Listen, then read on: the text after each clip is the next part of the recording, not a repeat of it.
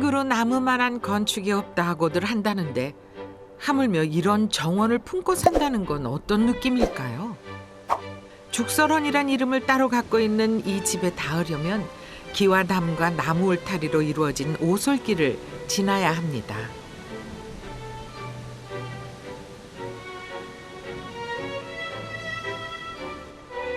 남녀의 공간이 유별하다는 이 표시는 이 집 주인장 솜씨입니다. 네, 그렇습니다. 이 집 주인은 화가입니다. 30년 넘게 일궈온 집에서 그림을 그립니다. 소재는 노상 자연입니다. 한결같습니다.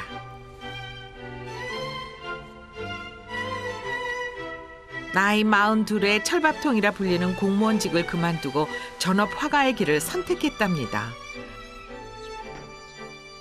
왜 그랬냐고요? 먹고는 살만 하냐고요?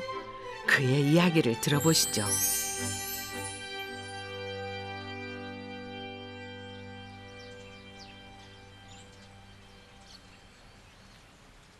문인화를 그리는 시원 박태우의 아침은 정원 산책으로 열립니다. 좀처럼 서두르지 않는 그의 걸음을 막아선 건 이제 막 피기 시작한 쪽동백꽃이었습니다. 어제 그제 한 3일 전부터 피기 시작했거든요.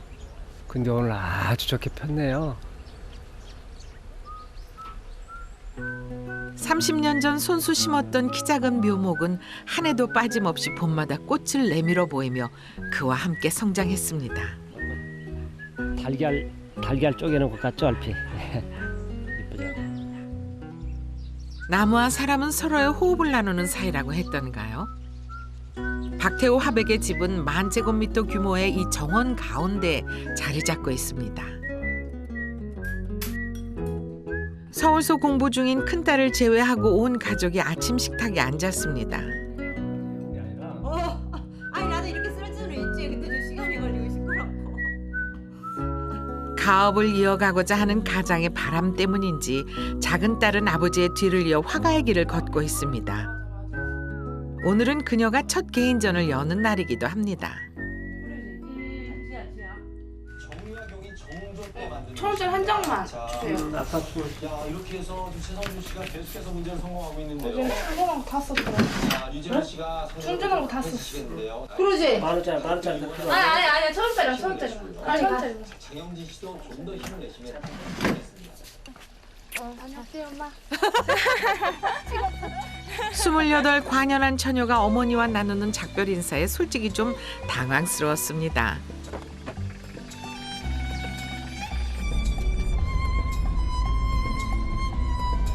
집에서 차로 10분 거리에 있는 버스 정류장에 다다르자 자, 갔다 와. 알겠습니다. 아버지와도 스스럼이 없습니다. 조금은 특별한 가족입니다.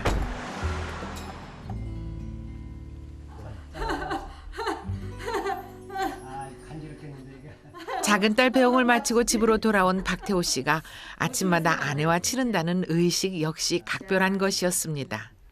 사랑해. 항상 그래요. 누가 보면 연출했다래. 저 사람들 해지다는 짓거리 하고 있다고. 우리는 날마다 우리가 항상 우리 집에서 커피 마시면은 아리켜줘요 우리가. 뭔 바가지? 바가지 줘봐. 큰딸이 5살 때 지었다는 이 집. 이웃도 드문 이곳에 달랑 4 식구만 살다 보니 가족의 정이 돈독해질 수밖에 없었던 모양입니다. 사람이게.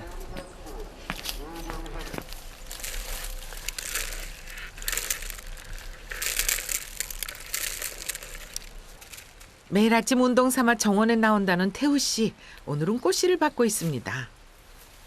이게 지금 자주개불 정원인데 이게 봄에 꽃이 아주 이쁘게 피잖아요. 그러니까 이걸 지금 이쪽에서 군집에서 피고 있는데 여기서 다른 데까지 얘를 싹 뿌려놓으려고. 이게 지금 그 꽃이잖아요. 이게 다 떨어진. 이게 많이 피면 굉장히 이쁘다고요. 지금 이제 저가기 때문에 저 작은데. 예. 이른 봄의 전령인 자주개불 주머니꽃이 정원 한쪽에서만 피고 지는 게 안타까워 자리를 옮겨주는 중이랍니다.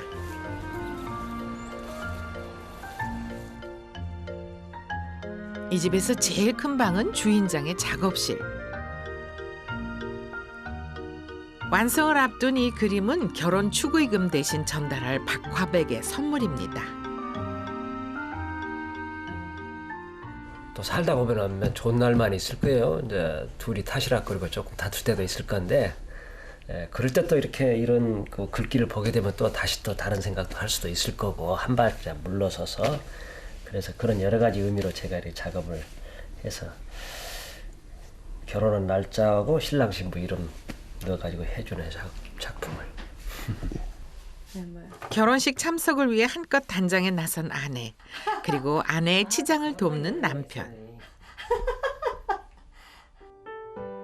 이들도 30년 전에는 신혼이었겠죠. 아내의 마음을 설레게 했던 청년 박태우 씨는 어려운 집안 형편으로 원예고등학교에 진학했었습니다. 묘목을 심어 조경업자에 팔기 시작한 것도 적게나마 돈을 만지기 위해서였답니다. 그때부터 심은 나무들이 정원의 밑바탕이 됐습니다.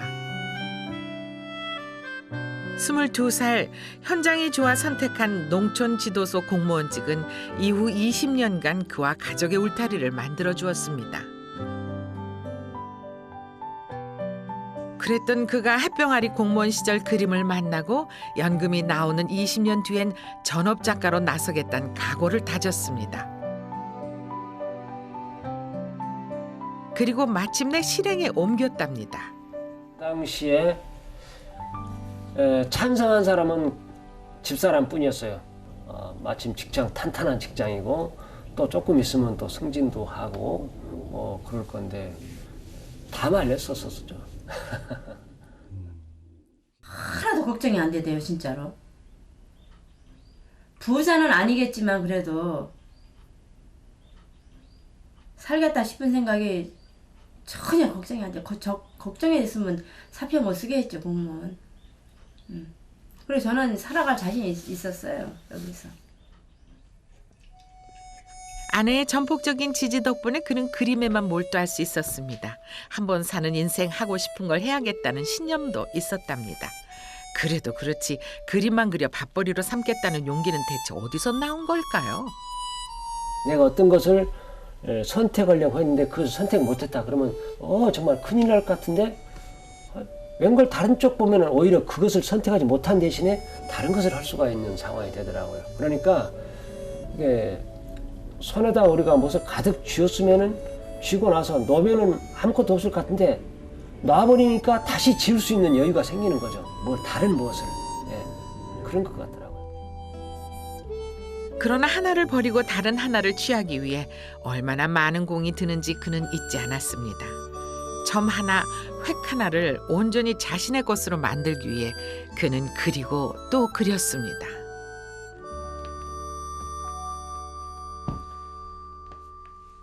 그 당시에 제가 하루 저녁에 공부를 하면은 화선지 베린 거 있잖아요. 그걸로 밥을 해 먹을 수 있는 분량이라고 할까? 엄청나게 저녁에 많이 했었었죠. 그 당시에는 제가 치열하게 했었던 게 뭐냐면은 나한테 시간이 없었잖아요. 낮에는 근무해야 되고 오로지 퇴근하고 나서 밥 먹고 내 방에 들어갔을 때만이 이제 내가 작업을 할 수 있는 시간이에요. 그러면 그 시간이 몇 시간 안 되거든요. 서너 시간. 그래서 거의 우리는 잠을 12시 전에 자본 일이 없습니다. 잠 좀 일찍 잤으면 했었죠. 네. 야행성 그래가지고 그러다 와서 또 이제 중간에 공부하다가 중간에 이제 간식을 잠깐 과일이라도 먹어야 되니까 그때 한 번씩 나와서 과일이라든가 뭐 차라든가 한 잔씩 먹고 들어가서 작업하고 이제 진짜 그때는 병이 생길 정도로 작업을 했어요. 병이 생길 정도. 화가로서 세상에 나서려면 등단이라는 과정을 거쳐야 합니다. 화가 박태우란 이름은 5년간의 수련 끝에 내놓은 이 공모전 당선작을 통해 얻은 것입니다.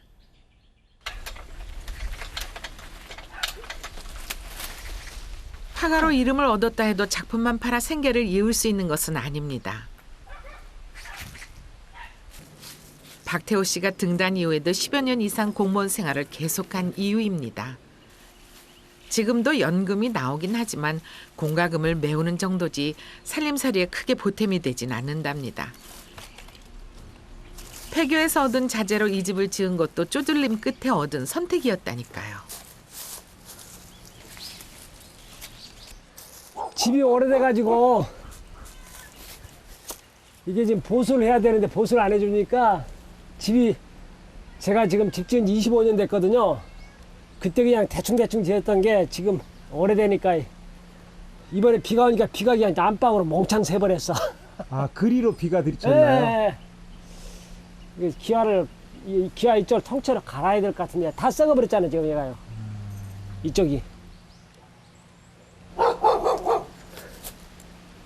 이것을 올라와서 보니까 내가 손볼상이 아니에요 지금. 이걸 큰돈 한 번 쥐어준 적 없는 남편. 아내에겐 늘 빚진 심정이랍니다. 이제 집사람이 좀 불편했을 거예요. 그러잖아요. 그 작은 돈으로 쪼개서 생활을 꾸려나가야 했을 거니까 물론 저한테 표현은 안 했겠지만은 힘들었을 거예요. 그런데 저는 그냥 사실 제 생각은 오로지 그런 쪽보다는 내가 어떤 그림을 그려야 돼, 열심히 그려야 되고 또는 정원을 예쁘게 좀 만들어야 되고 그러니까 주변에 좀 땅이 나면은 나는 그냥 농협에 빚내서 그냥 확 저지르는 거예요. 집사람은 전혀 계산이 안 되잖아요. 막상 생활을 하려니까. 그러니까 거기에서 이제 아마도 집사람하고 저랑 의견 차이가 좀 있었을 건데 그러더라도 사실 제가 그냥 저 혼자 코 씩씩 불고 그냥 했었던 거죠. 내가 쓰고 싶은 것을 조금 마음대로 좀 못 써서 그러지 뭐 크게 걱정되는 거 없고 또 저질러 놓고 나면은 항상 마무리가 잘 되더라고요. 그 신기할 정도로. 그래요. 그래서 이렇게 지금 다 그게 진행형이지만은 딸들 대학 교육에 빚내서 땅 사는 남편 뒷수습까지. 아내의 요술은 전적으로 그녀의 헌신에서 비롯된 것임을 남편은 잘 알고 있습니다. 우리 신랑이 이제 마누라 골방 든다고 일을 안 시켜요. 잘 자기가 다 하고. 이거 이제 마누라는 살이 찌고. 젊어서 너무 많이 했다고. 우리 시어머니 모시고 살면서 많이 했다고. 그거 보상해 주느라고 많이 안 시켜요. 10,000제곱미터 마당을 가진 안주인이 왜 일이 없겠습니까마는 남편 덕에 편하다니 참 천생연분입니다. 살짝은 딱 한번 나 혼자 뭘 하겠다라고 그랬었는데 지금 이제 이게 나이 탓이죠. 쭉 돌아보니까 집사람이 나한테 올인 안 하고 집사람이 자기 일을 뭐 했어도 충분하게 나름대로의 가을을 이루었을 수가 있겠다 하는 아쉬움이 있어서 지금 딱 그 점이 미안해요.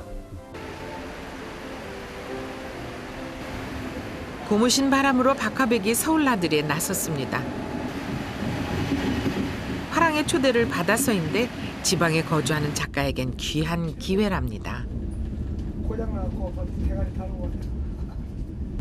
여러 가지 똑같은 여건이 들더라도 아무래도 시골 쪽이기 때문에 좀 불리한 여건들이 아주 많죠. 제가 어떤 분한테 이런 얘기를 들었어요. 무슨 얘기냐면은 놔둬라.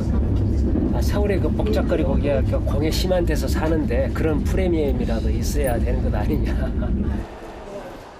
중앙과 지방의 편차에도 불구하고 그가 서울의 번잡함을 견뎌내기는 어려워 보입니다. 여가 지금 보이는 곳이 좀 2번 출구 쪽 1번이나 8번 그래서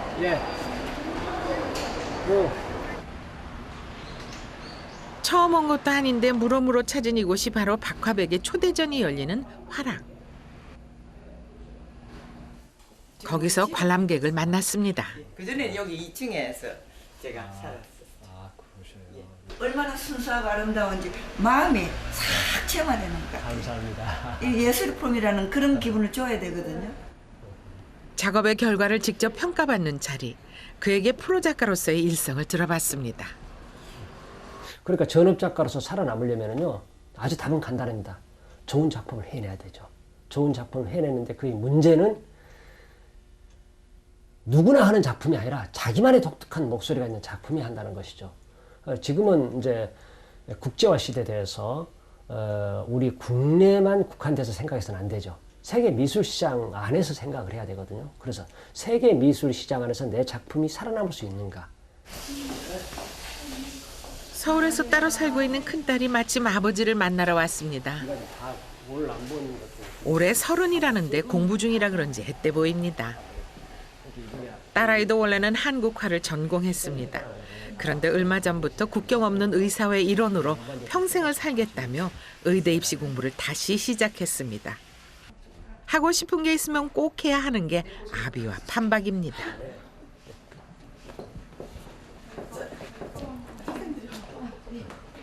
아빠를 기억하는 좋았던 모습은 어떤 모습이세요?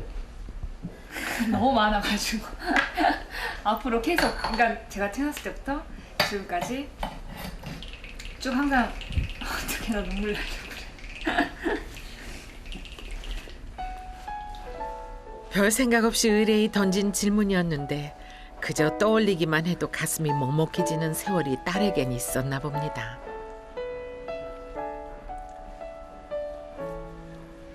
아빠, 저희 아버지랑 저희 어머니가 저기 시골에서 정말 이렇게 정원생활 하시면서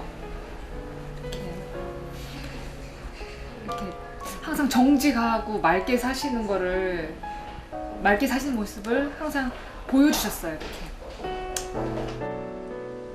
정직하고 맑아서 딸아이의 롤모델이 되었다는 부모가 사는 집. 여기는 죽설원입니다.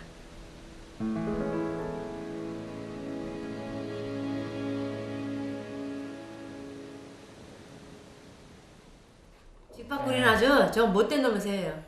그래. 당신이 좋아하는 거 다 찍어 먹어. 자기 위주로 자기. 왜 안 좋으세요, 집밥거리는? 모든 과일 다 입을 대요. 다 찍어놔요, 다. 다 찍어놔죠. 저놈이? 예. 복숭아 다 찍어놓지. 사과 다 찍어놓지. 자두 다 찍어놓지. 창밖 정원을 한껏 집안으로 끌어들여 자연과 아웅다웅 살아가는 부부. 이세요? 밑도 끝도 없는 남편의 나무 사랑은 아내까지 전염시켜 놓았습니다. 이는 나무 심는 욕심이야 오로지. 해마다 나무를 심으니까 뭔 나무를 심을까 하고. 그것도 이제 막말로 그 조경업자들 심는 그런 나무가 아니에요. 조경업자들이 우리 보통 사람들이 뭐 저게 뭐 나무인데? 할 정도로 그런 나무들만 심어. 얼마 전에 누가 와서 좋은 나무는 없구만요 그러더라고. 그게 뭐냐면 돈 나가는 값되는 나무는 없다 그 말이에요. 그래서 값되는 나무, 좋은 나무가 뭐예요? 나무도 좋은 나무가 있어요? 내가 그래 웃으면서 그랬더니 올해도 속상해서 아주 엄청 투자를 하니까 나무에다. 나무 이렇게 우리가 나무를 또 이렇게 이가 그냥 많이 심어 놓으니까는 또 이렇게 한 7, 8년에 10수년, 한 10년에 한 번씩 이렇게 옮기는 작업하잖아요. 그걸 해마다 하는 거야, 해마다. 그래서 이제 이가 삽으로 옮길 수 있는 건 다 해요. 일을 참 요령 있게 잘해. 기술적으로 하는 걸 알아요. 그래서 그걸 다 기계로 해야 될 나무 옮기는 것을 손으로 다 하는 거예요, 직접. 삼성물을 먹었는가? 그런 거 뭐 아주 불이 번쩍번쩍 나요, 아주 눈에서. 그 나무 다루는 거 보면은. 그 에너지가 어디서 나는지 몰라, 아주. 자연과 유리대 인간만 유아독존할 수 없음을 부부는 정원을 가꾸며 매일 배워갑니다. 옛 소년들이 풍광 좋은 자연 속으로 들어가 집을 짓고 대문 밖 자연을 자신의 정원으로 삼았다면 이들 부부는 집을 중심으로 나무 한 그루, 풀 한 포기를 인위적으로 심되 최대한 자연의 모습을 간직하고자 애썼습니다. 그래서일까요? 원래부터 그랬던 듯 이 집 정원은 사람의 마음을 편하게 해주는 그 무언가가 있습니다. 집과 자연이 어떻게 서로의 모자라는 부분을 채워가는지 박태호 씨는 일생을 통해 몸소 보여왔습니다.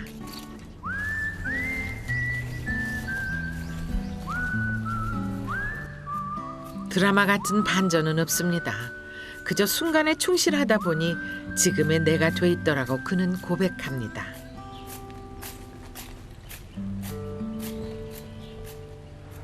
제가 고등학교 때 뭘 알겠습니까? 뭐 항차에 이렇게 아름다운 정원을 만들려는 그런 구상 같은 자체는 없었었고 단지 그냥 나무가 좋아서 내가 좋아하는 나무를 하나 둘 이렇게 심다 보니까 이제 오늘에 이르렀던 거고 점차적으로 점점 더 좋아졌던 거고 그랬었다는 거지.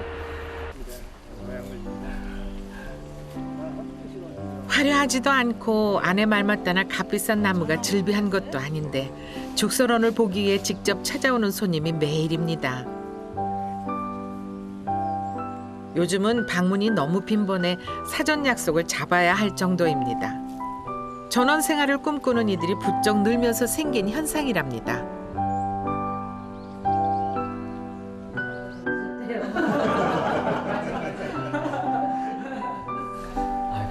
그중에는 이 집 주인의 정원 철학을 한눈에 간파하는 이들도 있습니다.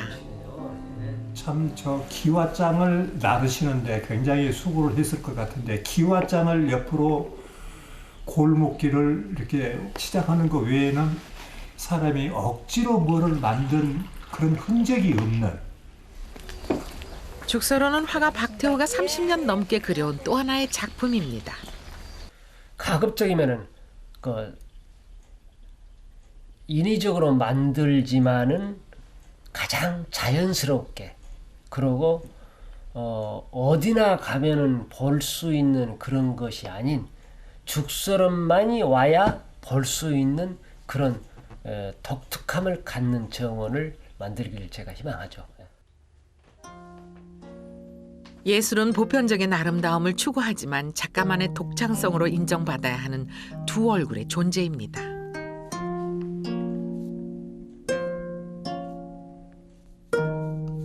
그의 작품 세계가 남다르다면 세상에 하나뿐인 정원, 죽설원을 갖고 있기 때문일 겁니다.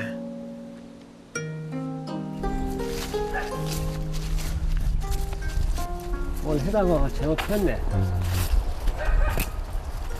여기서 지금 세 가지 색깔이 어울리죠. 해당화 붉은색, 노란꽃 장포 노란꽃, 저 수련 흰 거, 녹색밖에.